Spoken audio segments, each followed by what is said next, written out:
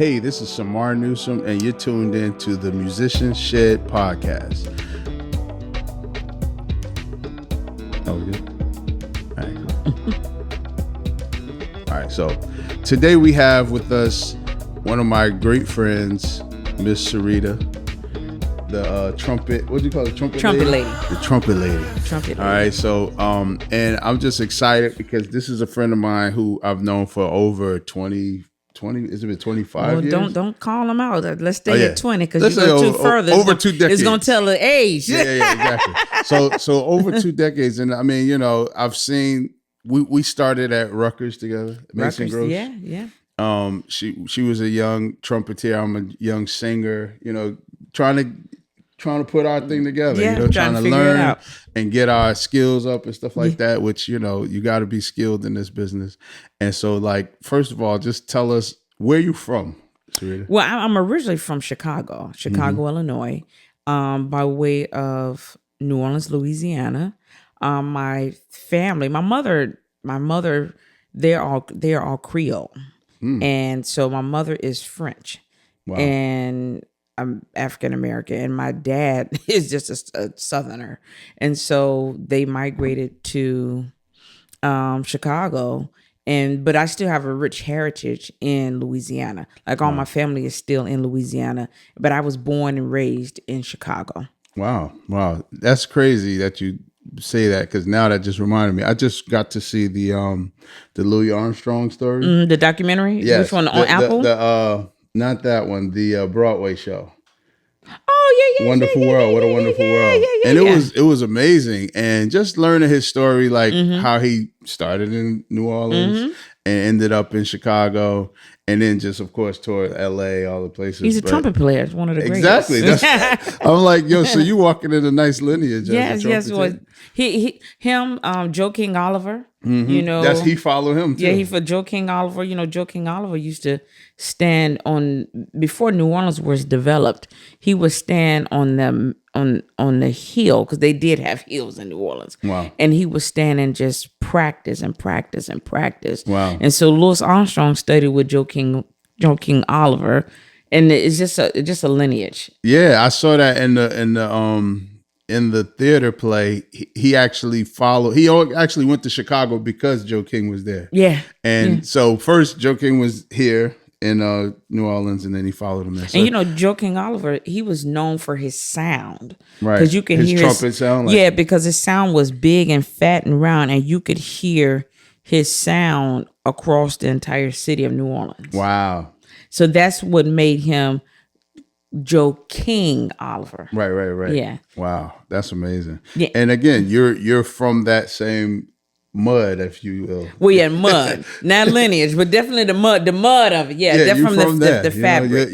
Your folks walk those same streets, and were influenced by that same style, even all the way to Chicago. So. Yeah, all the way to Chicago. I never thought about it like that, but yeah, because you know, even when I first started playing, you know, you have to develop your sound. Yes. And it's, where do you develop your sound from? You know, you have to study the greats to develop your sound. Absolutely. And so I didn't study a lot of, I did my studies a little different. I started with more the urban, and then the more I began to study, I went back to Joe King Oliver. Got you. Understood how he and Louis Armstrong, their phrasing and the sound that they got out of the trumpet. Yeah, that's crazy.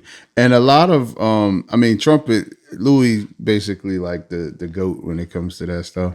And I see even Wynton Marsalis, also from New Orleans. Absolutely. Terrence Blanchard. Yeah, so y'all got crazy. Well, Terrence is actually how I got to the East Coast. Oh, wow. Terrence and Wynton. Okay. Actually, I was just studied before you and I met at at Rutgers. I actually went to Southern University. Okay, so you were in the band, marching band? And No, they ain't want girls. Wow. And I was okay with it. That's a whole nother subject. Yeah. We can talk about that. Yeah, and I was okay with it. Because it's hot down there. It's hot, it's like 95 degrees with the humidity at 90% out there in combat boots marching up and down. And they start in July with all them football games and stuff. So they didn't want they didn't want girls in the band. That's crazy. But you see, was good with it. I was fine with it because I didn't want to be in it. Right. So, I wanted to play gigs and stuff. So I went down there to study with Alvin Baptiste. Oh, okay. The uncle of John Baptiste. Wow. So Alvin Baptiste is and he's from New Orleans too? He's from New Orleans. So Alvin Baptiste is a jazz clarinetist. Okay. He created the tone roll. So I went to Southern to study with him. And when I was at Southern, I used to chase Wynton around when they would come to the jazz festivals. Wow. And and I told him that I wanted to study with who he studied with. And he turned around, he said, "Oh yeah." I said, he was like, they said, "Oh yeah." I said, "Yeah, absolutely." I said, I don't want no autograph. I want a lesson. He said, "Well, then you need to go study with Prof." I said, "Well, where's Prof?" He said, "He's up at Mason Groves at Rutgers." That's how I got to Rutgers. Yeah, and Wynton gave me his old trumpet case. Wow. And I carried it around, because when somebody that famous give you something that you admire, it's like, it was the raggediest trumpet case ever. but it's from him. It was the fact that he gave it to me. Right. He gave, I mean, it was raggedy. But the fact that he gave it to me was something that it meant a lot to me. Yeah. So he's how I got to Rutgers. Wow. And I mean, that sense of history, to be connected to it again. You are from New Orleans. He's from New Orleans. I mean, family wise. Yeah. So I think that's a connection that God puts together. Those connections, like that's not by chance. You know. And I didn't think about it like that. Only thing I was thinking is that I wanted to study the music. Right. I just wanted to be in the music. I had to go where the best was, and I had to study the music. It was all about the music. Wow. So tell us about now you came from Chicago. You got to Mason Groves. How was that studying with Prof? Well, getting to Rutgers was tough because when I was in high school, I was one of the top in high school. But then I didn't know what it took to go to music school. Wow. And so I didn't get accepted to Mason Groves. Wow. I got accepted to Southern. When I transferred up to Mason Groves, like what, 2 years? No, I transferred. I came through Douglas College. Oh, wow. I came through Douglas College and then transferred into Mason Groves, then transferred out.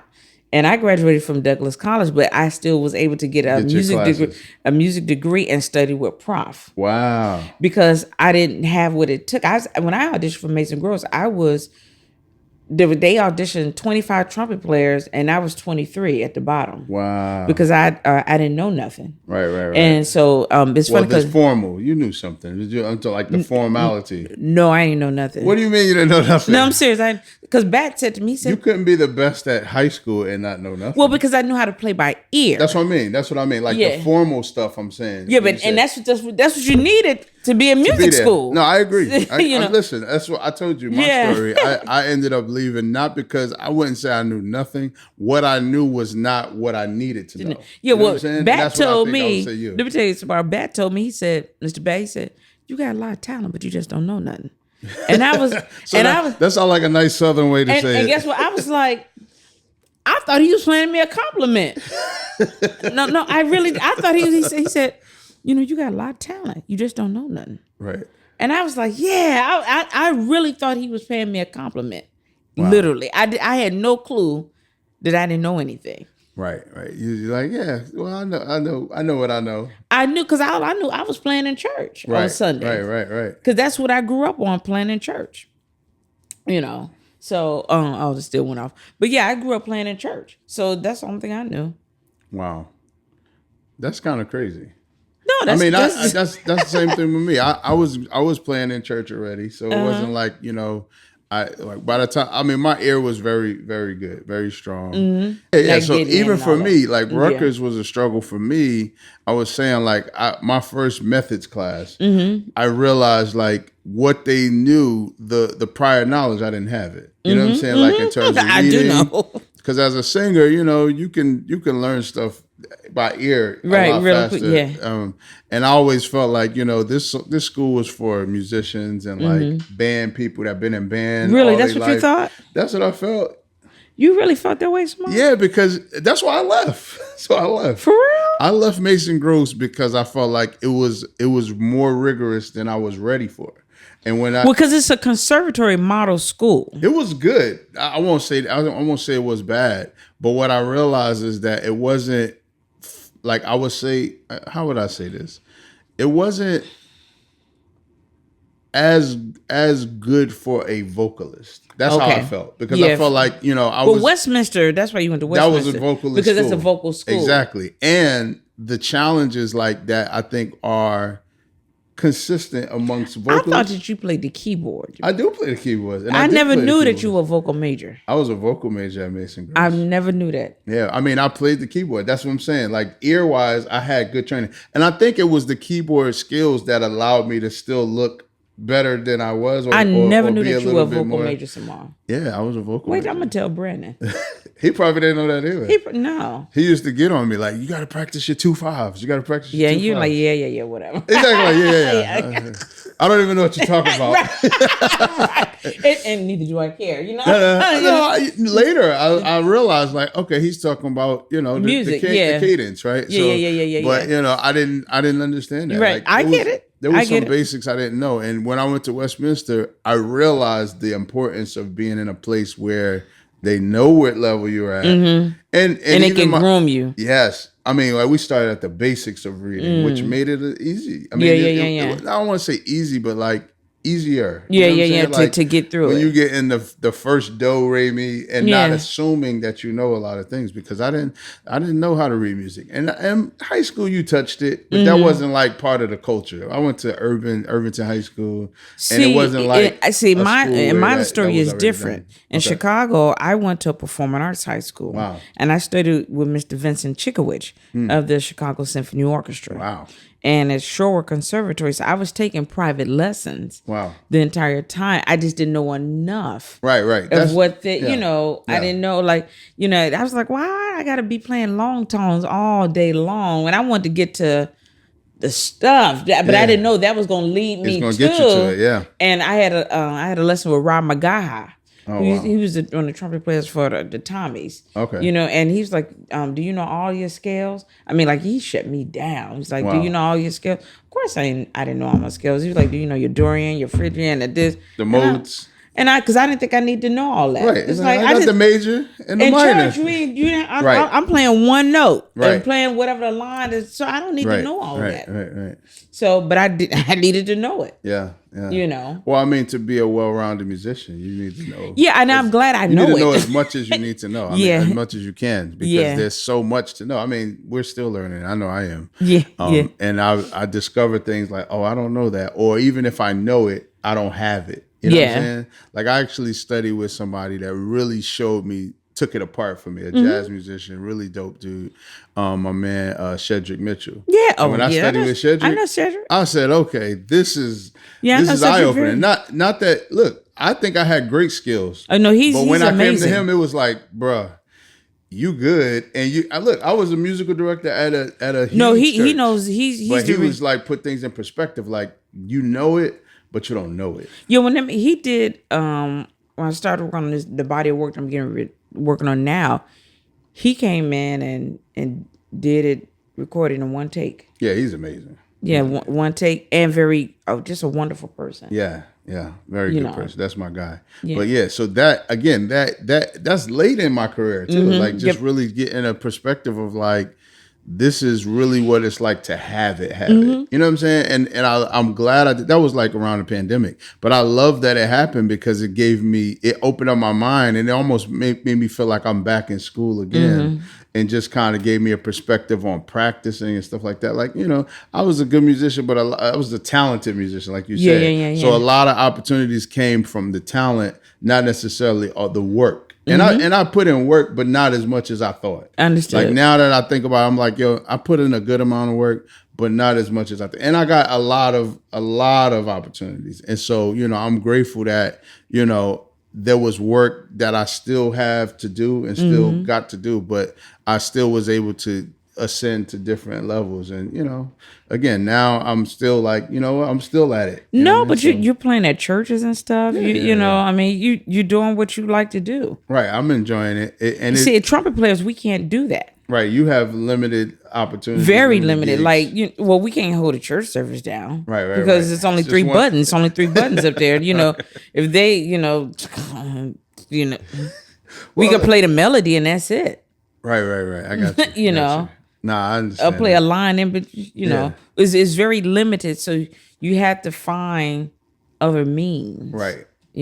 So that's a great segue. Let's talk about your career now. Let's talk about like from college, you got into the scene a little bit, and let's talk about what are some of the accomplishments you were able to do as a trumpeter. Now, as a seasoned and a college, you graduated from Douglas. Gotcha. What are some of the things that you were able to do, like career wise, after? Well, when I left Rutgers, it was all about I wanted to hang out and tour. Mm-hmm. So I moved to New York. I went to NYU. Okay. I got my master's degree at NYU. Nice.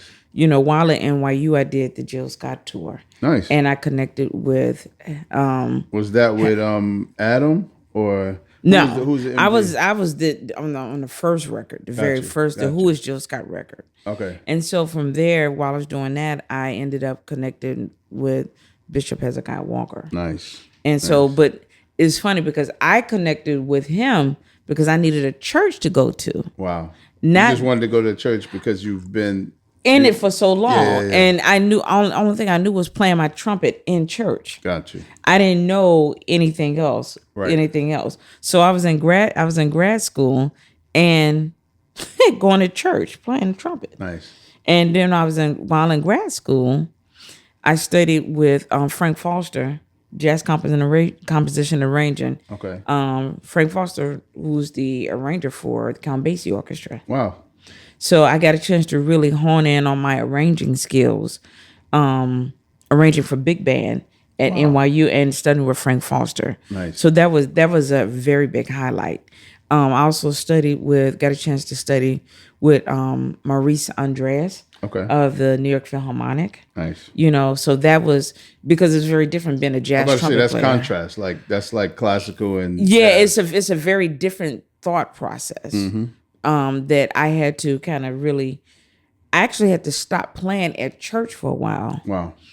Because I had to embrace studying classical music, and really for the technique. Right. Really for the technique of it, and unfortunately, the classical world and gospel world don't communicate. Because it's two different thought processes. Right. So that was a huge transition. But then, I love Bishop Walker and I love fellowship. So of course, that. But my mother was like, I sent you out there to go to school and get a degree. Right. I did not send you out there to be at the church all the time playing and not getting your master's degree. Right. So I had to kind of. Was that interfering with it?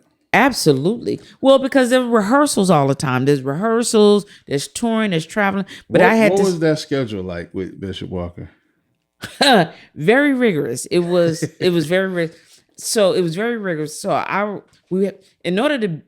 was with the church band, okay, not the Crusade Choir band. Gotcha. It's two different bands. Yeah. The church choir band, the church choir album and record came after.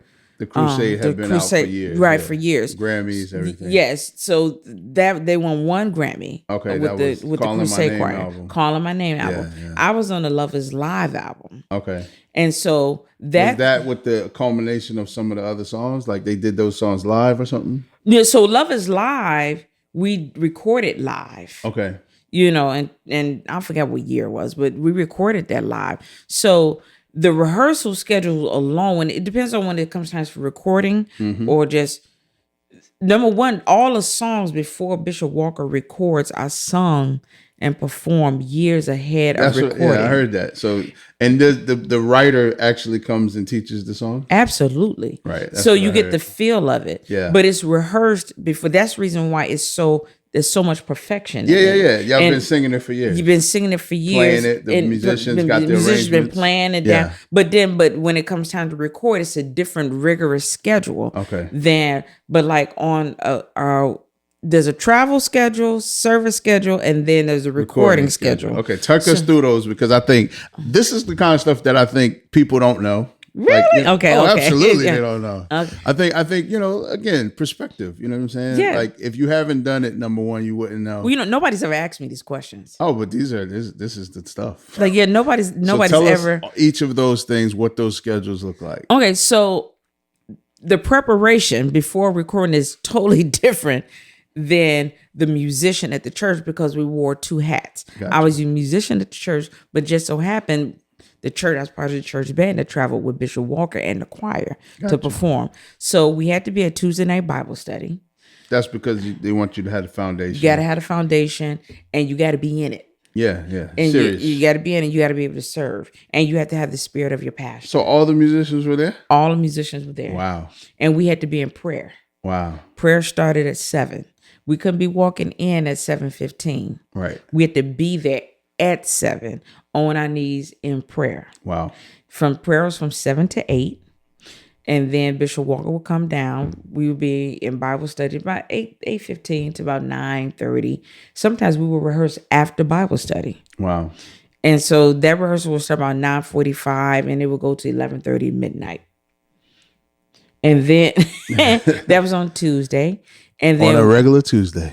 Yeah, on a regular Tuesday. And then on Wednesday, we had musicians rehearsal. Okay. That started at 5, but we really didn't start to 6. Okay. Because everybody got to get there. Yeah. Got to get there. People got to get there. That's just musicians rehearsal. And what did that like? How much time was that? We started at 5. Well, you get there at 5, you don't start to 6. We would go to 9:30, 10 o'clock. Like 4-hour rehearsal? Yes. Just the band itself. And that's for Sunday or that's for... Like what schedule that's for Sunday in preparing for a recording. Okay, so how many songs? So you would be doing the songs on Sunday that are going to be in the recording. They don't go like that. So you said you would perform these songs for 2 years ahead of time, but you'll be performing them on gigs. Or they just be Sunday morning songs. Okay, so you did, but not specific for the recording. Gotcha. Because when they record for the recording, it's just okay. We're gonna do this one. We're gonna do that one. Gotcha. It's already in the. We already got it in the bag. We already got it already. So that was. But you worked them out. It's almost like you shedded them on Sunday. On Sunday, gotcha. And in rehearsal. But then when it came time to recording, we added other little small nuances. Gotcha. To perfect it, and then we performed it again on.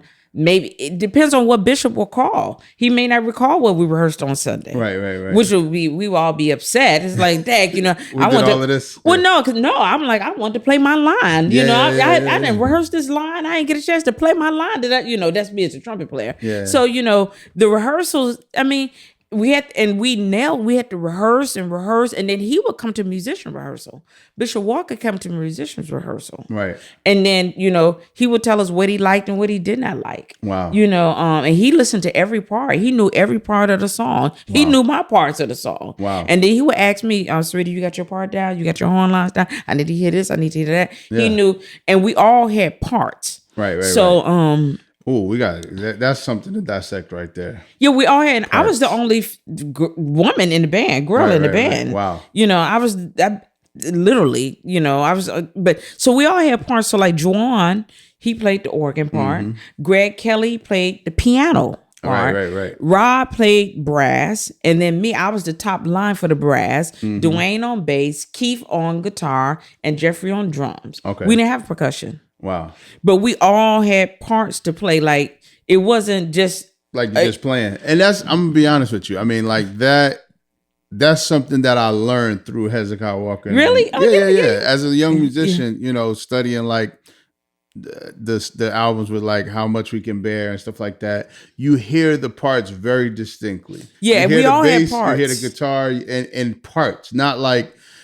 just everybody playing the same chord. No.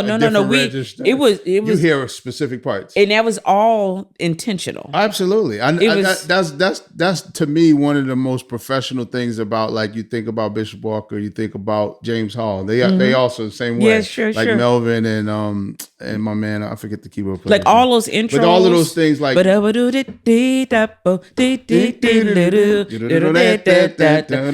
of that was very intentional. Yeah. Even like the parts that I played were very intentional. Syreeta, why don't you take the solo here? Yeah. Double the like. But the beauty about the Levites, our band, was that we had a lot of nonverbal communication. It wasn't a lot of discussing of, okay, you play that part, they play that part. It was like, it was so, because we were connected in prayer. Oh, yeah. And, we were connected in prayer. A lot of stuff, like Joanna play a line, I pick up on that line, or Robert play a line, I pick up on, or I play a line, and then Rob pick up on the line. And so, let's do that right there. Yeah. But Joanna will always lead with the signal to where to place that line at. Or Jeffrey would lead with the drumstick or something like that. We had a count off, and we know, but I knew, like Newborn Soul. Da da da da da dee da da da da. We all know that bump bump. Yeah, or like, do you know him? Da da da. Yeah. Do you know? We knew when Ronald went like this. We knew that was the time to go da da da da da da da da da da da.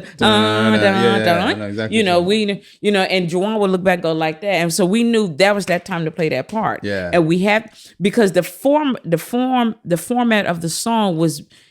It was the band and the choir. Right. It wasn't the choir. It was the band following the choir. The choir up, yeah. It was the band and the choir moving. And they had their part. Right. It was the band and the choir moving in sync together. Yeah. Because even at that part of the song, that's when they go, do you know him? Do you know my Jesus? That's when they repeat that. Do you know my Jesus? Do you know him? Now they're just going to say, do you know him? Do you know him? But then also too, the breakdown was the bass. We know there's some hits coming up there too. Okay, got you. And that was on my concert A flat, B flat. And we had to hit those hits, dun dun, we had to watch each other when that without that really time. having a lot of communication about it. No, it was or verbal. I should it was say. Definitely not a lot. Because y'all didn't have like the MD microphones and all that stuff. No one, no ears and. That's crazy because that's so. I mean, look, it's helpful. So let me ask you this: what do they be saying in those ears? Oh, you can say anything. I mean, people could be talking about people, but I mean, it's really. So is that what they saying in the ear? I mean, that's not. I don't know, but I know. But I mean, it's really just communication. I mean, but there's conversations. Are we going to the bridge? Yeah, absolutely. Because I mean, you got to think. Where we grew up in, because I've seen Hezekiah Walker and them live. I saw you playing with them live. And it was just musicians playing that was locked in. Yeah, not like, hey, all right, guys, this is the bridge, or da da da. That's you the line coming. You miss a whole part by the time you talk through that. No. I mean, there's an art to it. There's a way to do it, like in terms of doing it ahead of the time. That's why. Okay, here we go. MD 4 more bars. knows the whole song and could it kind of guides everybody through it. Like I was on a gig where the MD was actually singing the next line that has to be sung. Oh wow! And I mean, did it in rehearsals. Like, we're gonna put it in the stems, and sometimes they'll put it in the stems, so you don't miss anything because you're gonna get a little cue of everything. Right. And like I said, it's helpful. Yeah, sure. To me, it can make you a little lazy because you don't have to remember anything. You don't. Well, that's what I'm sitting there saying, because and that's a whole thing, right? That's a whole different new culture. You know what? I'm gonna tell you why, because that and to your point. It can bring down your musicianship level because it make you not pay attention. You think, it make you not pay attention. Right. Like with Bishop Walker, we had to pay attention because number one, we didn't know what song he was gonna call. Yeah. And so, but we had to have all the songs rehearsed to perfection when he called them. Right. And if he didn't like a song, he'll go. Part, if there's a part that he'll shake his head in a heartbeat because he's a perfectionist. A lot of people don't know he's really a perfectionist. No, I think it shows in his career and how long and strong his career is going, because absolutely he's and he knows what he wants. Yeah. It's like almost unspoken that that he's a master at what he does. Hez is like one of the best that we've ever known, honestly. Yeah. And his sound is so distinct. Like, and also he stays true to who he is. Yeah. And his whole mantra is songs for church. Yeah. and he's consistently done it. Like, there's always something you hear from him that you're like, oh, that could be on a Sunday morning right there. And that's what he's about. Yeah. Sunday morning church services. So That's crazy, man. I mean, and his career is way longer, even than we know, because he was doing it before we really knew it. He was already having like his own choir. I didn't even really know who he was when I first came to the church. Okay. I remember I was coming from Chicago, and I came from a trained background. Okay. Of classical and jazz. Got you. So that had nothing to do with gospel. No, I played in church, right? But I didn't know anything about playing I knew about playing in a band, but not in a gospel professional band, right? I knew a professional touring, recording. I had no clue of any of that, so I had to rise to the occasion, right? Like I I tell you a funny story. We were doing a reunion. They were doing Easter concert or something like that. And I was responsible for the horns. I'm like, okay, I'm going to write these parts out. And so for me, that's a big thing. They do an Easter concert every year. Like a big one. Yes. But I was going to write and we did the Tommies. And I'm like, oh man, I'm going to write these. Because, as a musician and an arranger, for you to sit and write out music is a big thing. That's a big thing, yeah. And so I had my scoring pad. This is an honest to God story. I had my scoring pad and everything. I'm writing out measure by measure to the song, because this is what I was trained to do. Right. Not knowing that I was walking into an environment that they don't use any of that. They don't use none of that. But see, I don't know that though. Yeah. I mean, but it's still important tools. I mean, like I've been on gigs where I've written all of the charts out and then only for the arrangement to be basically at the helm of whoever's leading, and that's what it was. The arrangement didn't matter because we still in counting measures, exactly, and they in a whole different place. But I find that it's important to have that, like especially like horns and stuff like that. Like you can't direct. Like I could use any horns when I have the charts. I could just get guys or girls who can play and just say, here, this is the chart. We're counting them in and know where they're at. If they know the style, because sometimes the rhythms are a little bit more syncopated. But what it taught me was number one, don't be so rigid, right? Because coming from classical is very exact. It's what's on the paper. That's it. But see, man, I came from that not knowing that in gospel you can't be exact. Right. So that was a huge transition for me. And in jazz, everything is somewhat exact. Right. With a very little leeway. Right. But, jazz is more note specific, but classical is more time specific. But when you go into gospel, you have to have meshed both together and feel and flexibility. Yeah. But I didn't know that. So I'm looking at the chart that I wrote and I'm trying to figure out why are they not at measure 38? Why, Right. So that was a big transition. And after I just had to throw it out. Yeah. You just got to okay, I think we're here or find your place and find different cues. Yeah, I had to find, I didn't know. I didn't know what. I get it. I get that. And I think what you adopt as a system of just, instead of having a rigid, like measure by measure, you just kind of have parts. Like, okay, this section. Then I never thought about it like that. Yeah, I mean, I know plenty of musicians, and I've brought in some musicians that were really rigid like that to gospel situations. They don't do well. You know what it is? Again, it's about approach, because these are some of the guys, and I mean, you're talking about Juilliard musicians, high level musicians, and what we would do is we did gigs on on the like cover band circuit, casinos, all that stuff. And so what I learned being a musical director in that situation was that you got to give them something to follow. So they can still have the music, but it's like you got to know, you got to cue when to read. Yes. And then cue like, okay, now it's off. And then they would talk amongst each other and say, okay, we're coming in at 38. Yeah. And then be like, okay, and we start here. And they would kind of conduct themselves through the music. Yes. Because nobody else is using the music. Right. Singer's not using the music. Yeah. Rhythm's not using the music. And they glued to the paper. They have the paper. And I mean, a lot of times we would bring in subs. And the sub, that's all they got is the music. They don't have any idea like, okay, we do this more times than was written. Yeah, because now they're going to be asking questions. Now, where's the van? What measures this? Exactly. What measures that? Oh, we repeating this? Yeah. And where do we go back to repeat that? So it's definitely a learning curve. But again, if you're a musician, I think you should learn all of those things. Yes. You should have all of those skills and have the flexibility. Not everybody's going to use it, because I think if you're in the New York Philharmonic, you're going to be in the New York Philharmonic. That's you're going to true. do things that way. But if you're somebody who's going to do things in a more diverse way, like, okay, I want to play a little bit of this, I might do a jazz gig, Yep. I might do a gospel You got to gig. diversify. You have to rethink in all of those Absolutely, situations. yeah. So, Absolutely.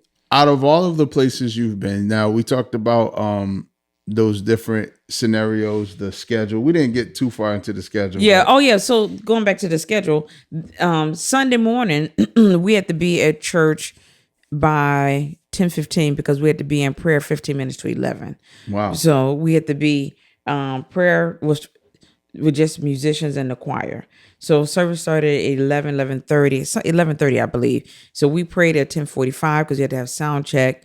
And we had to have musicians prayer. So that's a 45 minutes before the service starts, you guys will get there? And that's for prayer and sound check. Prayer, sound check. Can you touch about something? I got to talk about something. I was just at a gig, and I had a gig in London. And one of the headliner, they probably did a 2-hour sound check. And when I say, like, one of the other artists we were talking, he's like, is this sound check or rehearsal? Have you been in those scenarios? And Absolutely. probably not with Hez, but like in other places. Those two. Okay. Like when we did Radio City Music Hall, the setup all day started at 8:30 in the morning. Now that's different because you don't rehearse in that space. So you're actually they rehearsed in Radio City? Yes. With all of the recording stuff? And you got to get set up first. That's what I'm saying. Yeah, you got to get a setup time. The setup time, but the sound check was rehearsing this. We're going through the songs, but we rehearsed way before Radio City. Like, yeah. So like, okay, like as you were saying, like the rehearsal time. Going to that, like Radio City Music Hall. If that concert's on that Saturday night, we rehearsed that entire week. Got you. Starting at 5. Because it's a recording, yeah. Starting at 5 o'clock, and we would go to 12, 1, 2, and 3 in the morning. Right. Monday through, if Radio City's on that Saturday, we start rehearsing on that Monday. Actually, it's Sunday before, after service. Wow. It's like, church, go get something to eat, come back and rehearse. And so that's why we all were so tight. Yeah. You had like a family situation. Yeah, because we were around each other most of the time. So, so we had to rehearse like places like Radio City.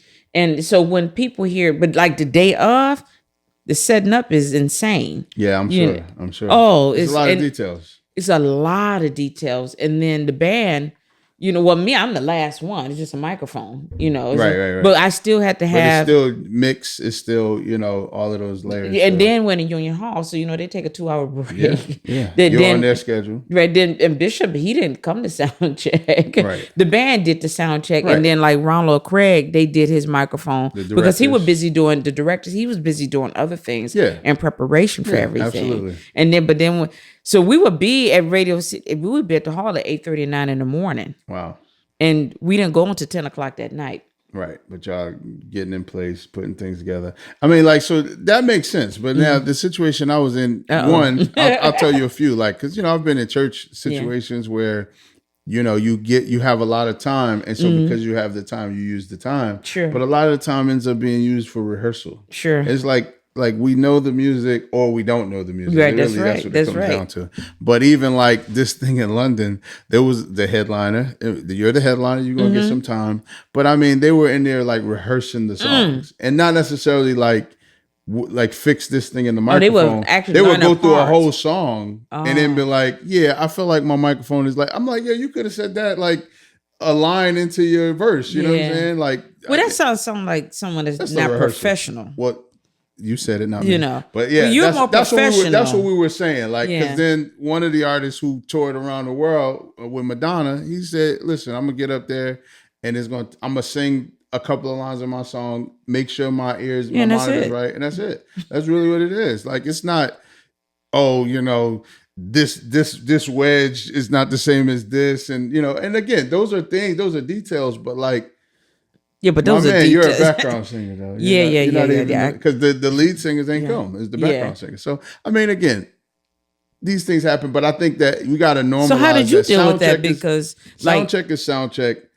Rehearsal is rehearsal. Yes. And I think there's a time frame for both. I agree with you. And I think you should rehearse at home. Absolutely. Before you come to a professional situation, because you know, like being someone that has played in a band and then I've been in both scenarios. Mm-hmm.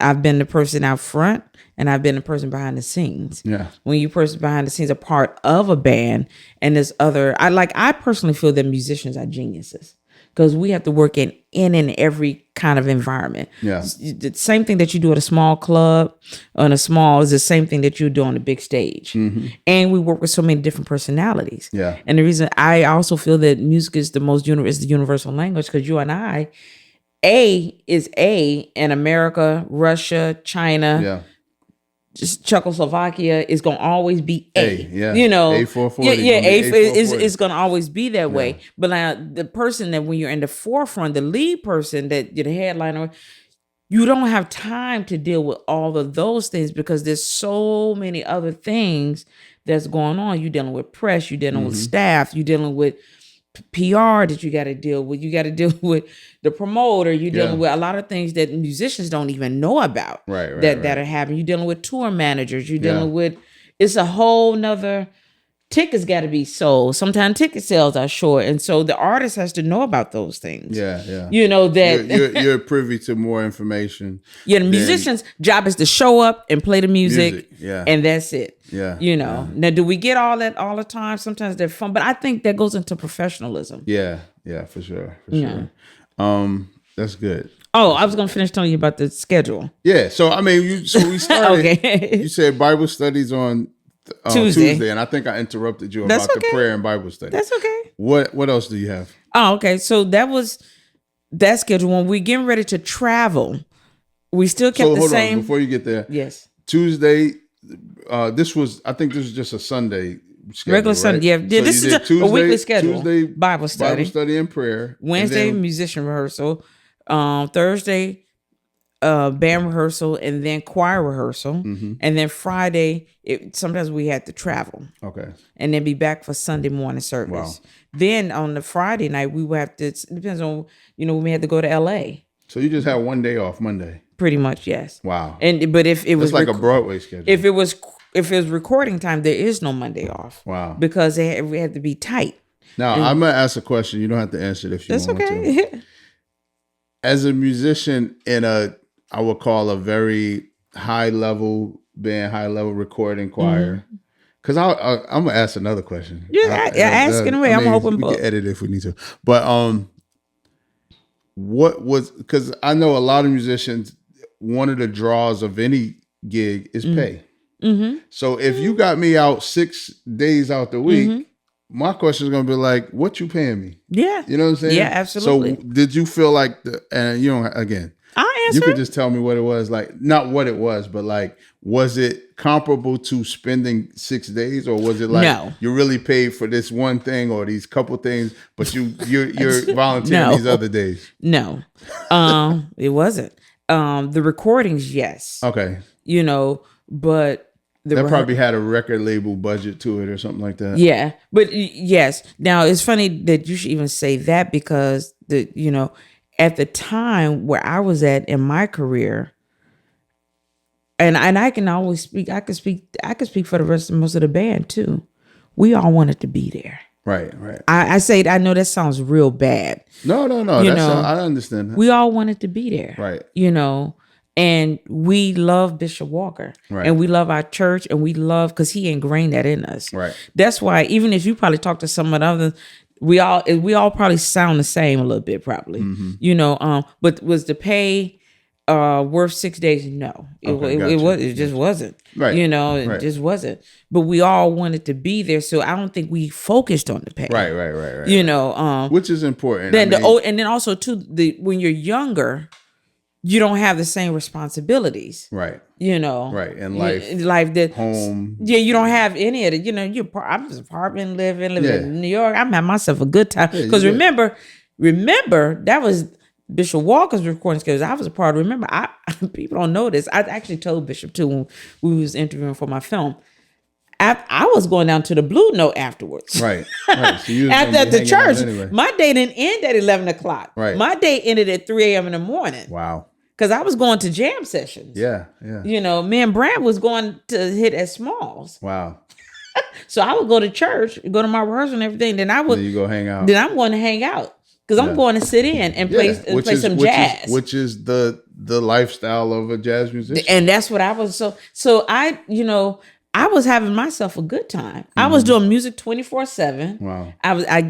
My mindset was, I took care of my spiritual. Now I'm going to play and take care of music. Yeah. I got my spiritual. This is what balance. I did. Yeah, and I went to go play music. I was playing music all day long. Right. And I was having a good time. Yeah, that's great. That's literally how I was thinking about it.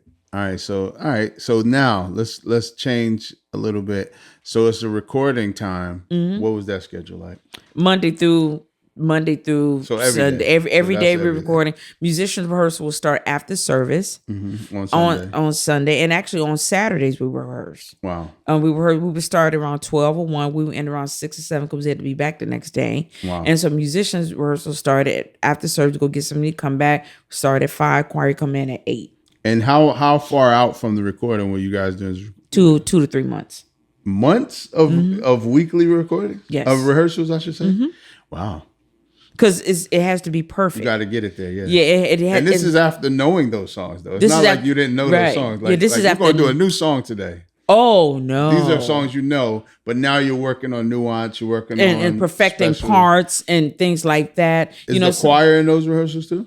Yes. Okay. Yeah, the choir's there every day too. Absolutely. Wow. Yeah, and Bishop is there. He, now we all looking scruffy. We all, because we putting in the work. Yeah, we putting in the work. We all in sweats, and we done sweat it out, play it out. we need water and everything. It's work. Like anything. It's not a dress rehearsal or anything. No, like that. And no one knew that that's what it took. That's what it takes. That's what it took to get the sound. Yeah. The consistency of the sound. Wow. And this is not talking about overdubs afterwards. Yeah. So that's why when we recorded, to hit that choir sounded like that on Sunday morning. That's still one of the best. And that was no overdubs. Right. The band sounded just like that. When we went to do overdubs, it was adding some percussion. Yeah. Stuff like that. But everything was clean. Everything was how it was. We did not go in the studio and do overdubs of keyboards and right. None of that. It was clean. Because it was. You already had it. And also too, that's how you get the live feel that was there. Yeah. That's great. All right, so let me ask you this question. Yeah. How has those experiences with Bishop Walker contributed to your musicianship today? Well, a lot of people don't know this, but he gave me the name Trumpet Lady. Matter of fact, we were doing a photo shoot and for Love Is Live, and we were, and he says, Syreeta, I think you should take this with your trumpet. And I was like, really? Okay. And everybody in the band had a name, and he just started calling me Trumpet Lady. Wow. And so that's how I became Trumpet Lady. So his discipline, first of all, he's such a great man of character and integrity, but his discipline as an artist and as a business person really taught me a lot. But also too, keep in mind, I was at Lincoln Center with Wynton during that time too. Remember, I was doing music 24/7. Yeah. So when because I was in grad school too. So the days that I wasn't with Bishop Walker, because rehearsal started at 5. Right. I was at Lincoln Center. Right. Up at Lincoln Center with Wynton in the pit. Right. I was like the little sister to them. Gotcha. So I was learning. I was getting both. I would go from Lincoln Center to Brooklyn to rehearsal. Wow. So having 2 different type of artists, Wynton is classical and jazz, and Bishop Walker's is gospel, but their work ethic is the same. Right. So what I learned most from Bishop Walker is his discipline as an artist, how he treated people, how he ran his staff. That's what I picked up from him, how he navigated things. A lot of people don't know that Bishop Walker was always present, even though you didn't see him. Wow. He was always present. He knew everything that's going on. There's time Bishop, sometimes he couldn't come downstairs for rehearsal, but he knew everything. He knew every song we was rehearsing. He knew everything that was going on. Wow. And he knew every song and every part. That's amazing. He's savvy like that. Yeah. I think it just shows like he's not a fly by night artist. He's somebody who grinded when he needed to grind, and still understands that, and still approaches his business that way. And also, I learned how he put everything he has done. He's done it with excellence. Radio City Music Hall, the concerts on Easter, which are still going on. They're done with excellence. Yeah, they're. It's crazy because you know, in a local setting, you'll see concerts all the time, right? And they're just what they call the midnight musicals. Yeah, and he knows everything that's going on in that moment. But his concert is literally a concert that you would pay for at a bigger place. Yeah. And he's just putting on an Easter concert. Yep. I remember my cousin was playing for Youthful Praise. He played trombone. Yeah. And it was one of Hez's concerts. And he has his peers are there, all of the artists that you love. And people just want to come and be a part. There. Exactly. And also everybody just want to come in. Like one thing what I also learned, and I had learned to appreciate, was the camaraderie of artistry. Yeah, yeah. That's so. Remember I was saying how we just wanted to be there. Yeah. We really all liked each other. Yeah, that's great. And if there was a falling out, we talked about it. Yeah. Like he would chew us out. We got chewed out. I've got chewed out before. Yeah. We would talk about it. Family, you're gonna have problems. Right. But we all wanted to be there. Like, so it's like just like how you and I haven't seen each other in 20 plus years. We just pick up where we left off, and absolutely, it's the exact same thing. If he called me right now, I'm gonna pick up and go. Yeah, because that's just how we operate. Anybody from So I learned that from him. Everything he does it with excellence. Everything is done with excellence. And also he doesn't spare any expense. Right. For perfection. That's great. That's great to hear. No. No. I ain't gonna get into his production. No, I'm sure. He spares. But so here's the thing. As a musician, there's gigs and on gigs, the whoever's paying you gonna pay you based on whatever the gig is. I've seen Love Fellowship before, and I've seen them on a gig in Newark before, right. And I've seen musicians like, yo, better have my money, and I know what you're saying. Just the regular gig stuff. And see that. I think those things kind of go into. But remember, also we were at a church band, right? So we were. Y'all were already connected. We were connected. We were connected. It's a gig mentality. We were not gig musicians, right? Because we were connected to the church. The other thing is too, and I want to share this with you. There's some churches I've played at where outside of the church service, it's a gig, right? But what I'm saying, I get a lot of the musicians. But what I mean is this, and this is on God. When I said we function because we wanted to be there, okay, like one time, and Bishop knows this. We were in LA. Mm-hmm. He took us shopping. Wow. A lot of people don't know those things. Right. I think that same time in LA or another time in LA, we took his limo. Wow. And we went joyriding and ate off. Wow, that's great. You know what I mean? So like, I think we kind of like. I think that was great. That was. But I honestly think we like the perks better. Right. Like I never get one time. Me, him, and Juwan went to the Cheesecake Factory. Not Cheesecake Factory, but Junior's. Okay, in Brooklyn. Yeah, when I graduated from my master's degree, he was one of my adjudicators. Wow. The fact that he came. Yeah.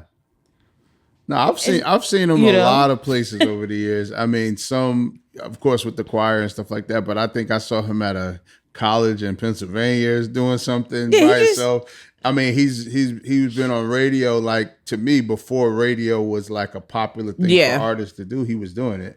Now almost every artist is on radio. Yeah, Marvin but I guess Sapp, the thing everybody. is, too, we didn't think so much about money. Because money is a big thing. Yeah, it's a factor. Because we wanted to be there. Yeah. And I actually, I'm glad you asked me that question because I had never been asked that question and I had never thought about it. It's like, I mean, now I can't just do it like that because Right. life is different. Yeah. It's different because, you have more responsibility. So I can't commit as much time. Yeah. Well, you can't afford to give up time that you need to be able to get your resources. Absolutely. To not get something in return for your time. Yeah. And then also, too, gospel doesn't pay. Well, so that's the part I was saying. Yeah. Like, even if you were on a gig, it wasn't paying crazy anyway. It was just like something that it's almost like church, like those old churches you used to play for back in the day. You where can't they survive off we give you a chicken sandwich and and $50 or something. Well, nowadays even $300 and $400 you can't survive off. Right. That's Sunday. And meal. you wasn't getting that back in the day. No, not on Sunday morning. No, I'm talking about recordings even on a gig. I'm talking about like a gig, like like I said. I remember a musician saying, they were probably getting like $100 to come do a gig. Really? No, we get more than that. This is in the 90s though. This is. I'm trying to think when I was there. But again, also, I'm talking about. I think everything's relative. You're talking about like a concert where there's a promoter versus. You're just going to a church and you're doing a concert. Okay, but no, our concerts we get paid for our concerts. That's what I'm saying. And we get paid more than $100. No. I'm sure. Yeah. But you also came in after Love Fellowship is kind of established at a certain level. But you know what, Samar? You bring us so many amazing things because I never thought about it. When I was with Bishop, I didn't even think twice about that part of it. Well, no, I'm telling you, I didn't even think. And forgive me because maybe I'm on a slow bus, but I didn't think twice that I was performing with a top tier person. But you were. I was oblivious to all of that. Grammy Award winning. But I didn't know. You got to remember, I was oblivious to any of that. Because that wasn't the world you came from. Exactly. Remember, I came from classical and jazz. Yeah, and it's crazy because I want to just say this. Even church, like even though I'm sure you played in church. Before that. Yeah. But church has different levels to it. Like musically, like there's church where church. I'll give you a perfect example. Now you go into church, what they call praise and worship is very different. Way different even now than what it was in 2000. True. You're right, yeah. But even before, when we were growing up, 80s, 90s, it was devotional service. That's right. It was hymns. And also the culture of church has changed. Absolutely. So I'm saying like putting things in that perspective, I think even as a musician, the demand of repertoire has changed. Like, you go to churches where they want to sing something new 52 weeks out of the year. It's like, bruh, when I grew up at church, we probably recycled 10 songs over 2 years. And they all were the same key, same key, same tempo, same speed. Same just singers, go for one. You know what I mean? Like, and one person leading and just everybody harmonizing. I know it was the blood. I know it was the blood. I know it was the blood for me. And one day when you died, he died on the cross. Yes, Lord, keeps ringing in my soul. Yeah, same song. Yes, Lord, keeps ringing in my soul. Almost like spirituals. Yes, the same song, same. But now you got, listen, with the elevation comes different expectations. Yeah, that's right. And that's why I think a lot of the financials had to change too, because it's like, well, how are you doing with the change and transition? Listen, as a college person, like, I'm a music teacher also. So like, there's a certain skill set that I've been able to attain over years that allows me to be flexible. Like, you know what I mean? I can play things, we sang spirituals and classical, and I had to read that in college. But then as a musician, I've played at all types of different churches, like where some you got to read. I remember I was at an AME church that Brandon used to be at. I was at that church, and at some point, one of the pastors came in and said, I want to do every song in the hymn book. Like, you had to read all those hymns. Just felt like that they were under singing, like underrepresenting the hymn. And like, people just do the hymns they know for the most part. So she said, no, we're gonna go through the book. And that was a challenge for me because I didn't know all the hymns. Right, you know what I'm saying? I grew up with some of them. I knew some of them, but I had to go home and practice and read and challenge myself because that was a challenge for me at one point. But those are things that you as you grow as a musician, glad you had that challenge. Because sometimes if we don't get challenged, we don't do those things. That is we don't learn that diversity. That is true. And so, because you were forced to learn it. Exactly. Yep. It was part of the job description at that point. So, I mean, for me, I've been fortunate. I'll call it fortunate to be able to learn different levels of musicianship, playing with top tier artists, playing at a small church. Yeah, but also just because you're diverse, you're diverse, and you have to be diverse. You know what I'm saying? I mean, it really helps. I mean, I have friends who are on all of those levels, like high level, mid level, just starting out, or really good, like just getting good. But one thing in common is the people who study have a lot more opportunity to me. And it's not necessary. Like that. I remember a kid that was like a virtuoso. Matter of fact, he plays for Hez now, Jabari. Oh yeah, I remember Jabari. Amazing. Jabari was like a virtuoso as a teenager. Really, he's amazing. I remember telling him, I said, bro, you should study. And not because he didn't have it. He had it. Sure. Like, but I felt like his natural ability absolutely he's amazing. Enhanced because of it. Like, I mean, he understood things that I didn't understand until I studied. And so his natural ability was just ridiculous. Yeah, he's amazing. So, ridiculous. So that to me, now, again, whether you study or not, it doesn't matter. You're going to develop one way or the other. Absolutely. And there's a lot of places to develop. Absolutely. To me, studying is just a formal way to do it. But actually, I think you need it if it depends on how far you want to go. True, but guess what? I realize now too, as a teacher too, these days there's so many resources. Like I have students who learn things that I had to go study with somebody, or I had to go watch somebody physically. It's on YouTube. It's you can watch Corey Henry and pick up something that he got. He got a lot. But, you might pick up something, and now at 12, 13, 14 years old, you're doing stuff that I couldn't do at 13 years old. You know what I'm saying? Because you have access. Right, I mean, like, Sebastian Wheat, when he had Wheatworks, those videos. Right. Those things were things that gave people access. That's true. To basically formal training, if you will. Not necessarily all the understanding of why we're doing this, all the theory, but the access to the doing. Yeah, that is true. And sometimes we get stuck in theory and we never apply it. And sometimes you don't need it. That's you don't the need crutch. it. That's the crutch of school, though. Yeah, we could argue that too. Like sometimes school will make us feel like we know some things. That's true. But we never been out in the world to apply it. Apply real world experience. Exactly. And so to me, both are important, or both can be important. But I think I'm blessed to have been able to kind of be exposed to all of it. And to both. Yeah. And you're good at what you do. Praise be to God. You still doing it. True. You know what? I think for me, I mean, you got shirts. It's merch, but that's what I'm saying.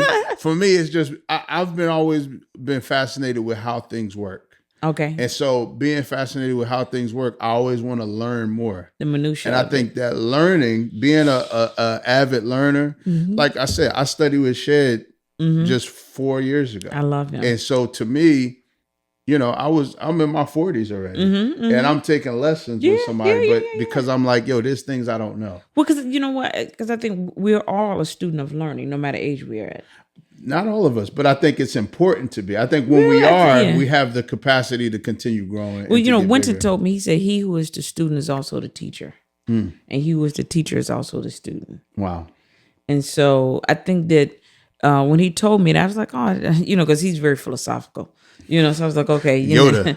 Yoda. Yeah, no, he's very, he's very philosophical. You have to be like, oh, okay, yeah. Let me think about you, and it might be 4 hours later. That's what he was saying. Right. So and I was like, that's what he was saying. But I get it now. Yeah, but you don't want to. In that moment, you want to. You just want to be like, yeah, absolutely. I know exactly what you're saying. Right. So I think and to your point, like certain situations, professional situations, I've been at gospel, I found that my studying, it helped. Like I was on a scoring stage in LA, and thank God I knew what I was talking about, knew what I was looking at the score, because when you have an orchestra in front of you and you have a somewhat of a botched up score, and some of the winds are off, and the string parts are off, and you got to make quick changes. You gotta alter, That's when it kind of kicks in. Where you see where your skills. Yeah, you see where your skills off, is, and you have to work quick. Yeah, and it goes back to kind of how you were saying being flexible. And the other, you were saying like maybe with somebody, okay, this is the part you're gonna read, this is the part you're not. So like I learned, and because like with the orchestra, they have a different terminology. Absolutely, they call holding whole notes. They call them holding footballs. Yeah, footballs. Yeah. And I was like, so I had to listen differently. It's like, okay, they call it holding footballs, but it's just a whole note. It's just a whole note. Or it's a measure. Or like if you don't want. When they go to play the music, oh no, the cello part is in the treble clef. Why is it in the treble? So you have to know. And why am I playing what the bassoon is playing? Why? So you have to kind of know. I had to learn in that instance. I was happy at that time to be able to kick in the stuff I had learned. So yeah, I think to that point, one thing I'm from Newark, right? I was born in Newark. So one of the things from being in Newark is that. Or just, I think probably most urban areas, you don't want to feel like you don't know something, or you don't want to act like you don't know something. So you kind of adapt to being able to be like, yeah, I understand that. Just like you said when Wynton talked to you, you didn't get it, but you like, but you know how to respond to just continue the conversation. Yeah. And so like one of the things in being adaptive is just like, I know that, even if you don't fully know it. Right. But I think me being somebody who wants to take things apart, I did learn to adapt communication. That's really the key thing. Learning all of those different ways to approach music gives you better communication. So as a musical director, I remember being able to talk to the horn parts that have the score and say we're at measure 51, and then talk to the bass player who probably don't read and be like, yo, the groove is this, the feel is this. And so it's just really having different communication styles for whomever you're talking to, because that's really the gig. Is how can I tell everybody what they need to know at that moment the way that they hear it. Because I could make you say, okay, we reading the score, but you don't read the score. That doesn't help if I'm communicating. That is correct. You're right. Or if you're a classical musician, I need to be able to say, okay, we're reading the crescendos and decrescendos, or we're not reading those marks, the dynamic markings. But if you don't know that, I might just, we're going to swell here. You know what I'm saying? Like it's just knowing the terminology. Yeah, no, I agree with you. That's the diversity that, learning more gives you, you know what I'm saying? And different, again, in jazz is different. We swinging it. You know what I'm saying? Like what does that mean if you're in classical? Yeah. You don't know what swing is. No, you don't know. That's a feel. They only know 50-50. That's it. They don't know 60-40. Exactly right. So I mean, I think this is incredible information. I do want to talk now, because we talked about different parts of your career, the different influences, the different great people you work with, Wynton, Hezekiah Walker. I want to talk about the Clark sisters. Oh, tell us about that. Oh, well, the Clark sisters, while with Bishop Walker, I connected with Dorinda, Dr. Cole. Connected with, at the Kojic convocation. She thought it was something so different, and from there, our relationship just kind of grew. You performing as a trumpetist. Right. She thought it was something so different. She was like, oh my God, I just love you. And so she would always bring me in to perform for her anniversary, for her appreciation service. Okay, cool. So from there, I became her director of her education for the Singers and Musicians Conference. Nice. And so she and the Clark sisters began to mentor me more as an artist. Wow. Behind the scenes, and so and we're still close to this day. We don't talk every day, but you have a relationship. Oh, absolutely. Those it will never go. And they're legends. So. Oh, absolutely. And I learned from the best from them. Yeah. So being between Wynton, the Clark sisters, and Bishop Walker, those have been very pivotal relationships. That's some amazing teachers. So with like Dorinda, Dr. Cole, I was with her for about 6 to 8 years. Wow. I would travel with her. I opened up for her. I was an assistant. Wow.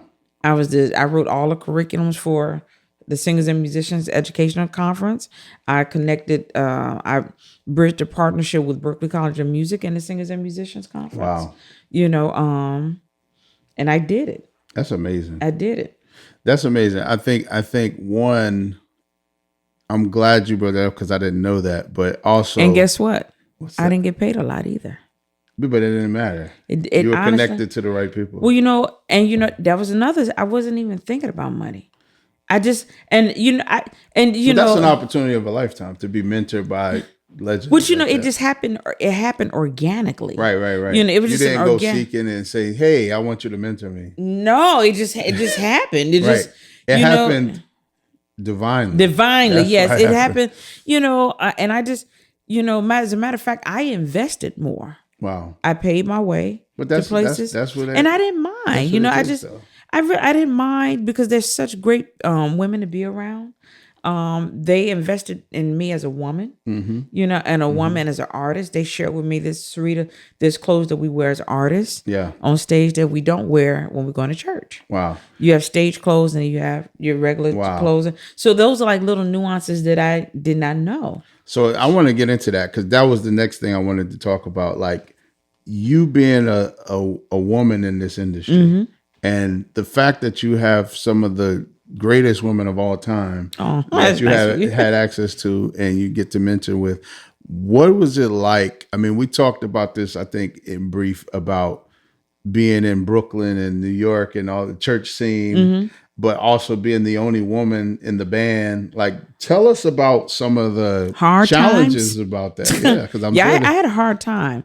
I had a very hard time. It's funny because me and Bishop Walker, he talked about this on my film. Okay. There were times that he saw me struggling because like one of the challenges that I had was that, within the band, I was the only one that was formally trained. So I had a hard time with the language barrier that they would use. Like I didn't understand this. And like they would do like little things like they wouldn't tell me the song they didn't ready to perform. I would just hear it and have to clank in. Wow. Like little things like that. I remember one time they was ready to record and they brought in a whole nother horn section. They were all guys. They didn't think I was going to be able to learn my part, and I learned my part. And Bishop Walker had to get my back because Syreeta's a part of this. Like they would go shed to the side and wouldn't include me. Little stuff like that. Little exclusive. I mean, I find there's things like that, unfortunately, in that culture in New York. But is it really? So Oh yeah. There's a musician culture in New York. They would, but they were from like DC or whatever. I'm sure there's a musician culture in DC. Yeah, too. But like they were all. But you said that they came to play with your band, so that's. They excluded me from the rehearsal time. Wow. Or like. I didn't know that they were rehearsing. Wow. And this I didn't is know the section. The section. Okay, but they also probably not any excuse, but I'm sure that they probably played together. They played together. So they played and they had a new, but they was coming into our house into your situation, and so I didn't know anything. Wow. And like when rehearsals were, I didn't know. Like they wouldn't show me the parts. So, wow. Like turn around and go, it's like this. They just kind of came in, so like those little. See if you catch it. Yeah, like after a while, so that was a big struggle. Then after a while, it eased up. Right. Because I was nailing all my parts, and then so the gentlemen, the guys, and they started respecting me. They earned the respect. Exactly. I earned their respect. And then remember, I was going to the Blue Note. I was, You was already exposing yourself to those high level. Yeah, because positions. Remember that was, but La Fellowship, they didn't know I was going to hang out and play at the clubs after church because I was steady perfecting my craft. Right. I was playing trumpet 6 and 8 hours a day. Wow. In church, and then I was going down, learned. I was getting my chops, working on my chops. Yeah. I was doing music all day long. Yeah. So that was very hard. The girls in the choir, because remember, I was a part of the band. Mm-hmm. So like when we traveled, I would get partnered in with the girls in the rooms and stuff like that. The singers. The singers and things like that. But the conversations was different because the things that, like, they were arguing over who's going to stand on the front row. Right. For me, that was, you have a place. I had a place, but also I'm thinking music. Right. I'm not who's in front. Yeah, and that's a big thing. I didn't know the front row is a big thing in choirs. Wow. Who's on the front row? And to me, it's like, So I'm sure it is though. And so like also little things like I didn't have a microphone. Well, that's what I'm about to say. Front row to me equates to I'm singing in a microphone. They like my voice better. But see, like for me and the band, I play an acoustic instrument. Right. So like, part of the, I never, sometimes they didn't have you in the writer?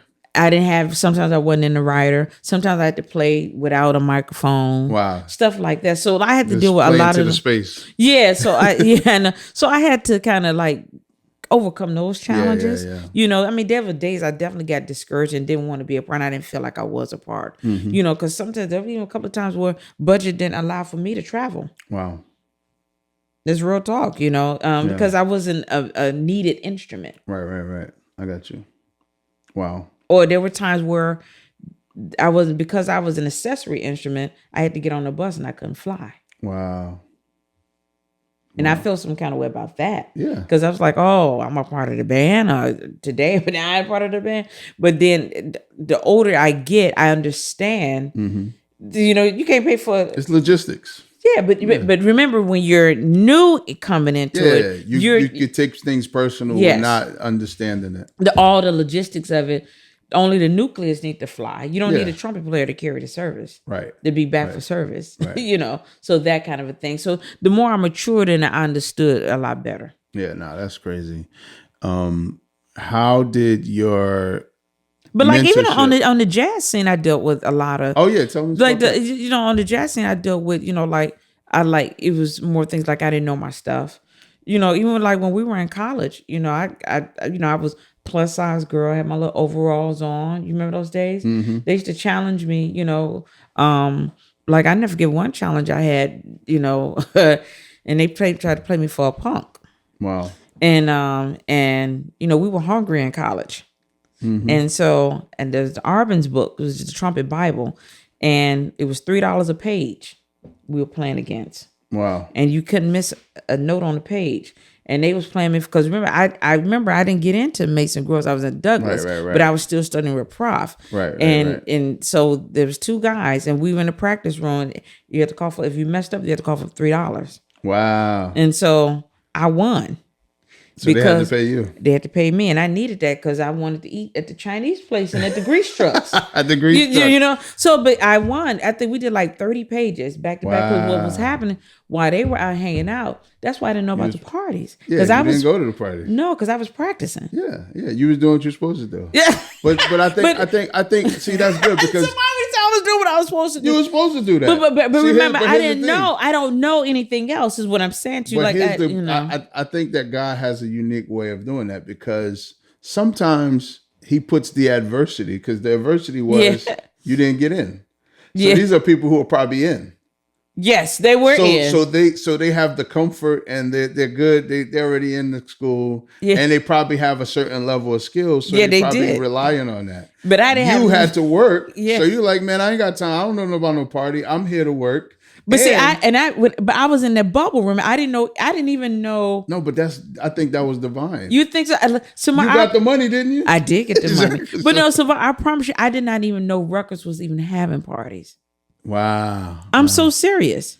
Wow. Because all I knew was going to practice. Yeah. And I went to George C. Rice Church on Sundays. Yeah. I didn't even know they had parties. Yeah. I mean, listen. Hey, guess when I found out? When? Today. When I told you. When you told me. Well, again, that's a different culture. Like I would just even say as a musician, if I had just gone there and my brothers weren't involved in the social culture. You could have been in the bubble. I would have been in the bubble too. I mean, maybe better off, maybe not. But I mean, like Brandon was in the bubble. Yeah, absolutely. He was definitely that. Well, he was in. They were what the gospel choir and in school. Yeah, and I mean, and Mason Gross. And remember Kenny? You remember Kenny Kaiga Banu? They played the drums. No. Because we used to do a little gig at Tumulties. I didn't know that. Okay. Every Friday night. I didn't know that. And then Brad played the piano at the Hilton. And on Thursday nights. Woodbridge? Yeah. I didn't know that. Now Woodbridge was right. Is the Hilton still there? Right near New Brunswick, East Brunswick, right there. He played the piano. Yeah. I think I know. And then he sent me the sub because I had to learn how to play piano. Nice. And I would do because paid $150. It was like what, a cocktail kind of gig? You just play the piano. Just playing the piano didn't matter. Didn't even matter. Wow, that's cool. So you told me today that I had no clue there were parties all these years. Oh yeah, but again, it's different cultures in the school. I mean, like, because well, I didn't even know there was a black community at Rutgers. A huge black community. As a matter of fact, I didn't know that. We just went to a Greek thing this past, I think last year or this past. Wait, are you a Greek? I'm not a Greek, but we went to a Greek thing, and you know how many Greeks were there? No, I don't. I can show you some video. I'll show you some pictures. But it was so many people there. I mean, like some people that I came to the school with, because I told you I went through Livingston. I have friends that were pledging when I was there. You know what I mean? At Livingston. All this is new because I don't think I was on Douglas campus and Mason Groves. Yeah, that's it. No, I was at all the campuses, and I didn't know anything because like my brother was a DJ. So, they ended up. So you got around. Oh yeah, I was into. I mean, I only went there because of my brother. My brother. Yeah. But when I say that there's going to be a whole thing about it. But when I say that they outshined almost every group there with what they did, I mean, it was just a time in the 90s, like, because my brother worked at Diddy's studio. My aunt ran it. And my brother worked there. Yeah. So what he ended up doing parties, him and my cousin. My cousin did the same thing in Atlantic City.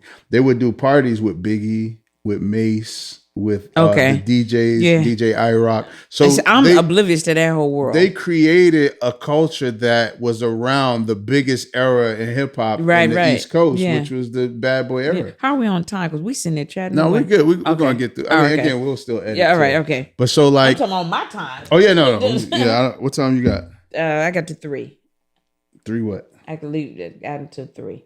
Is it 3:00 now? It's past 3. Oh Jesus! Okay, so let's wrap up. All right, okay. All right, so we can go into that all day, but there was parties. So I do want to just talk about some of the things you're doing now. I know, congratulations, you just did a partnership with the Grammy Museum. Tell us about that. Well, I currently sit on the Board of Governors. Congrats. Thank you for the New York chapter.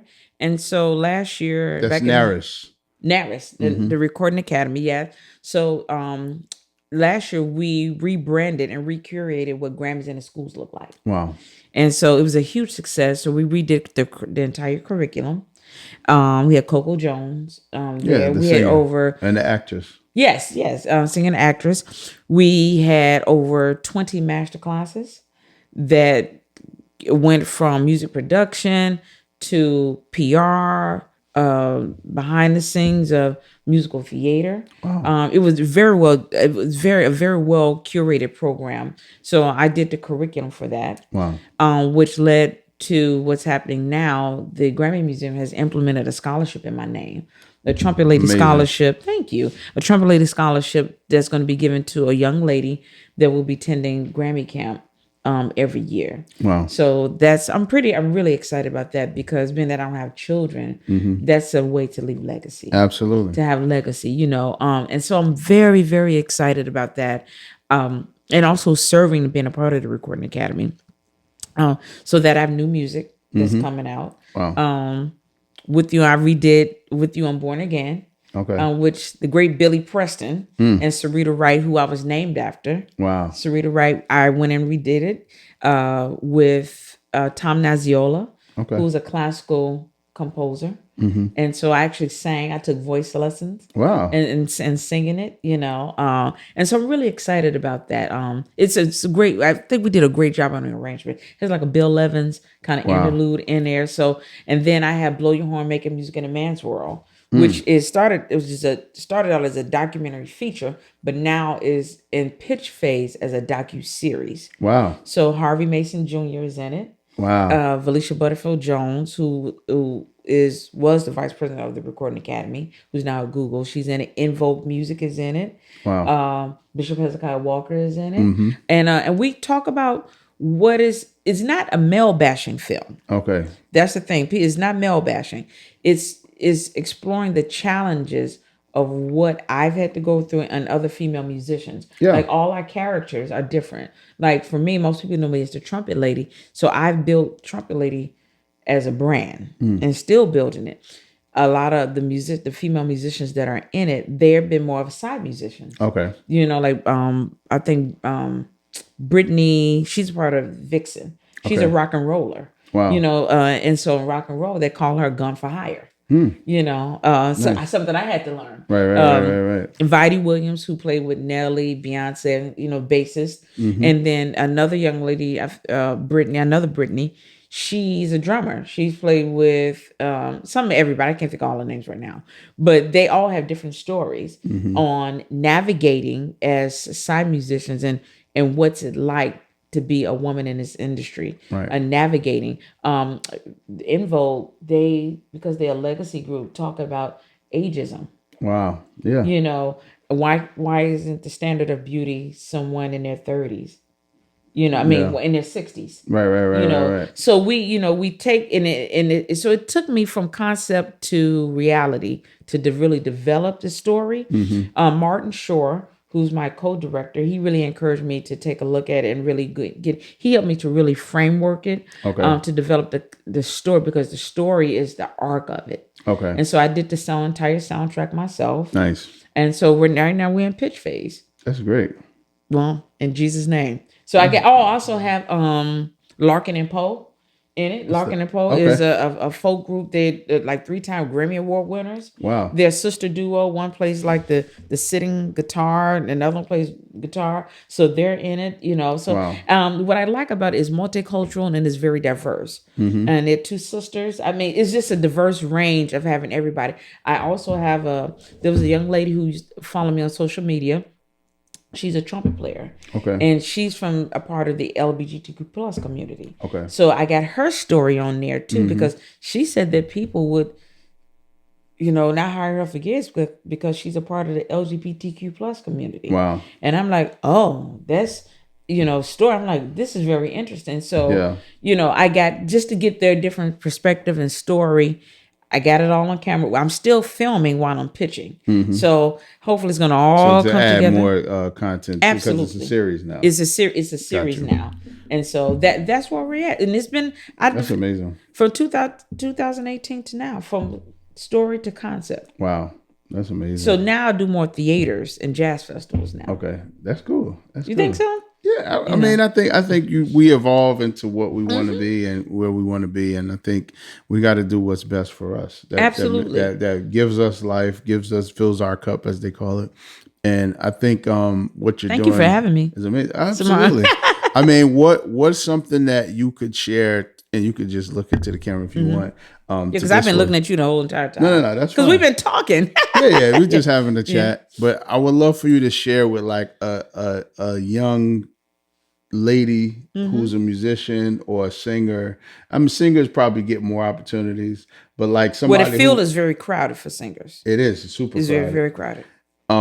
Depending on the genre as well too. You know, but I think that you can give some encouragement to an up and coming, definitely a musician first, because I think that, you know, one of the things I thought was incredible in this lifetime was seeing Beyonce do an all-female band. I thought that was amazing. Yeah, absolutely. Because you don't see that. No. You don't see those. And those are the only kind of gigs that females get hired for. And we talk about that in the film. Yeah, because why are those the only gigs we can get? Unfortunately, I think, you know, one of the issues, and I don't know the particulars of these issues, but I think that there's an amazing bass player I got to work with from England. She's in the Broadway musical Six, I think it's called, and she's an amazing musician. And I saw some challenges that she had, just you know, just being a female. Like guys have a guy culture, you know what I'm saying, and trying to have to figure and navigate in that. Yeah, and I mean, unfortunately, some of the things also just naturally, just the natural woman and man relationship. Well, you know what, I mean, and even to speak to that point, I know I got to get going. What I've learned as a woman and being in this is to stay true to who you are. You know, like I believe in femininity. You know, I'm not a man, and I'm very clear on that. Right. You know, and as a female musician, it's important to carry yourself in who you are at all times. Yeah. you know, you will be respected in how you carry yourself. Absolutely. You know, so as I matured into who I was coming from a side musician to being more the trumpet lady, I had to learn how to be more of an artist and be more of a woman. So there's certain things like, for example, if we were out on the road together and there's a band, I won't be with the band. Right. Because I'm not finna have a guy talk. Right. Guys and women don't talk about the same things. Absolutely. So I had to learn that that's okay. Mm-hmm. You know, that's okay. And I think that's something that female musicians struggle with. You got to know whose you are, and who you are, and you have to be comfortable in your womanhood. Yeah. You know, and you have to have balance. Yeah. People don't know how to cook. I'm really a homebody. Yeah, me too. You know, I don't like so you know, well, there's a time and a place for everything. Absolutely. So you have to understand that being a musician, that's my job, and then but me as a woman is different. Right. Absolutely. So what encouragement? I'll give you two things, and then I think we can go. Okay. One is encourage a young up and coming musician. Maybe they're playing the clarinet in a band right now, or they playing the piano. What words of encouragement would you give them to a young lady or a male? Anybody, any of them? I would say a young lady. I want to be specific. Yeah. Well, I would say to a young lady that's playing an instrument. I'm gonna look at you, Manny. I would say that's playing an instrument. I would say first, focus on studying your craft, because craftsmanship is so vital and it's so important. The music is the star of the show. That's it. Yes, you're going to deal with the emotional side. You're going to deal with deal with being overlooked. You're going to deal with feeling rejection. But if the music is the star of the show, your skill set and your craftsmanship will speak for itself. Secondly, I would say is 2 words: don't stop. That's great. Don't stop. Because if you stop, then you can't accomplish it. Right. And there was something I just said. Completion is like the main thing. If you complete things, you there's a certain satisfaction and a certain growth that comes with just completing. Absolutely. You know it from school. You know it from every. And aspect you have to of grow. Life. You have to grow into it. And the more music, and also music is infinity. You can never master music. But when you're so ingrained into the music, your music is going to, like I was so into practicing and doing what I needed to do. I didn't focus on a lot of other things. Yeah. Because I wasn't aware, and this is going to sound very silly. I wasn't aware that people looked at me as a female musician until later on. Wow. Because I was so busy into the craft and music. It was notes, and I was a half step from Brandon mentally. Wow. And you know how he was. Yeah. That's all I think I was talking about. Like, just like that just came on. Yeah. I'll be trying to figure out what key that's in. I'm always thinking music all day long. So I wasn't thinking that people gonna look at me as she's a girl playing it. Because I'm thinking about music. I'm just music. Yeah. It's crazy. One thing I reflect on in my development as a musician, when I was in high school, I didn't think about how many hours I spent practicing. I just practiced. I just wanted to know what I didn't know. And I'm like, I would spend time. And even now I can get like really focused on stuff like that because that's why I got to be careful because I got a day job. I'll come down and I say, when I get in the studio, I can get lost in the studio. Because there's so many things to do and time it just goes away. Yeah, it's passion. I love that. But you gotta be careful. You gotta still set time for it, set your boundaries. And have balance. So you can have balance. Exactly. And that's something that I've learned later on in life as balance.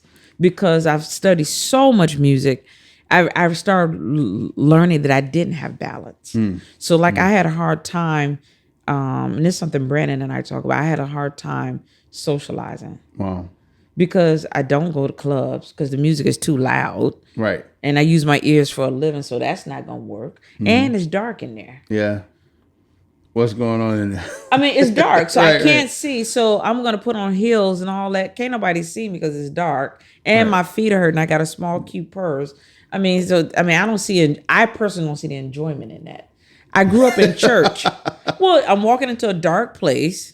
I got on heels. My feet are hurting. You can't eat because you need a drink. Right. You can't hardly talk. The music is loud. No, listen.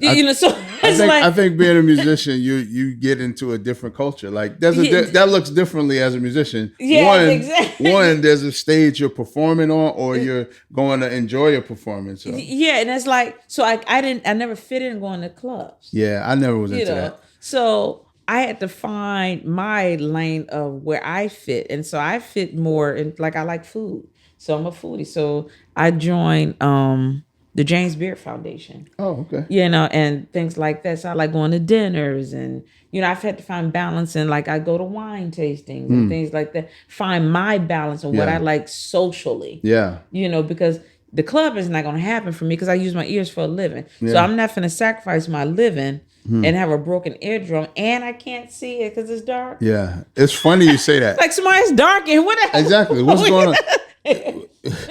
I told you I did the show in London 2 weeks ago, and so this show in London.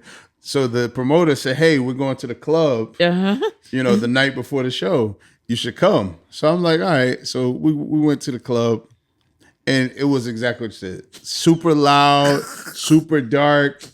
I could barely see him. I'm like, I gotta touching everybody walking. It's like packed, and I'm like, and it's sweaty and hot. And this is not my scene. That's not your. It's not my scene. I mean, I've been to, but like I said, the last time I was into situations like that was in college. Right. And my brother was the promoter. Right. So you had an in already. Yeah. We were part of the party. Right. We were taking. We was greeting people at the door, taking the money and stuff like that. So. I've always seen music and parties and even concerts, because that's the same thing. We've been on the stage, not necessarily always in the audience. So I see things in that way. Like I'm always thinking like, oh, who's the sound person? We would see Stevie. I'm like, where's the sound man? Right, because you're looking at it from that lens. And so in a party, I'm like, okay, the DJ's right there, and it's so dark. And the only thing that kept me in there, because I literally, we were in there 5 minutes.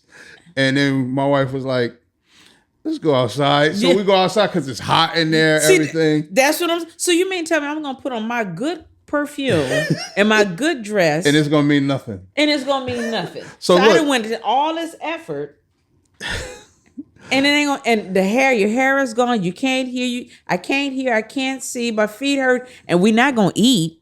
And then I got to pay $30 for a drink too. Right. Crazy. So the only reason why we stayed, and we didn't stay that long, only reason why we went back inside is because the promoter said, hey, they're going to play your record. I went in there. So then I'm like, okay, this is why as an artist you would go. That's an incentive. You want to see the response. And you're talking about a record that I put out years ago. Yeah. So I did get to see a response. It was positive. I recorded some of it. And it was just like, okay, that was dope to see that. Because I'm in London. I don't even know these people. But that's a different incentive. Right. But that's what I'm saying. Like, that's the only thing that made sense. Right.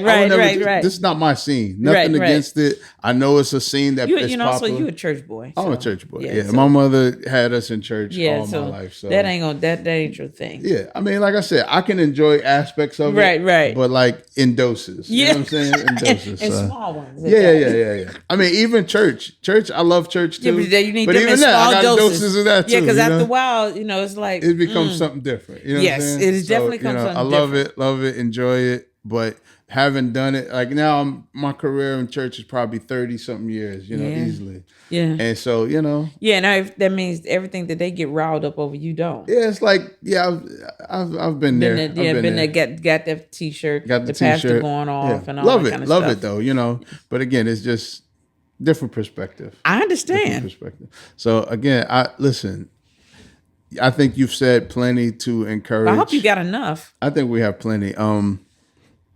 I want to say one more thing, okay, if we can. Yeah.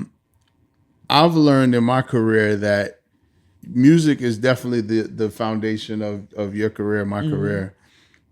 How have you been pivoting? Because it sounds like you pivot into other aspects of either music or a different aspect.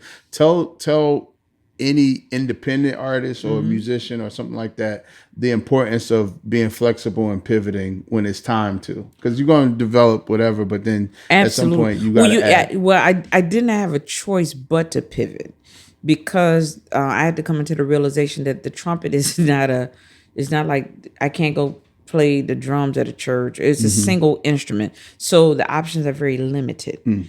So I found that I rather invest in what I do and pivot. And like I realized, like my records went on Billboard not because of gospel, because of the hip hop community got behind my records. So that was a tall tale sign to me that I need to make some different kind of changes. I couldn't get a gospel publicist. I had a hip hop publicist. Wow. That got behind me and put me in I was on World Star Hip Hop. And Double XL. So dressed like this with a trumpet, that's cool though. So, yeah, but that's what they thought, and I was like, oh, okay. That's what they said. I was like, cool with me, because I can roll with any. I can go straight hood, or I can go, straight, Oscars elite, and all that. Elite. I could do all of that. Yeah, so with the pivoting, I found that I had to become more of a business person. So because the Trumpet Lady has started and has developed it more to a brand, right? And brands, it takes time to build. Yeah. And so when I started becoming more of a business person, with putting out your own records and understanding the business of music.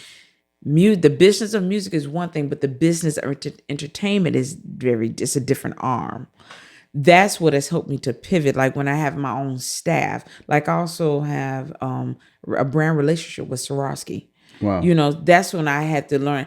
I had to take on more of a business entrepreneurial mindset. So pivoting as an independent artist, because nowadays you just can't make music alone to survive financially. Right. Oh, absolutely not. You have to have so many other things going. Yeah. Because the entertainment industry, the music business, is not lucrative. Right.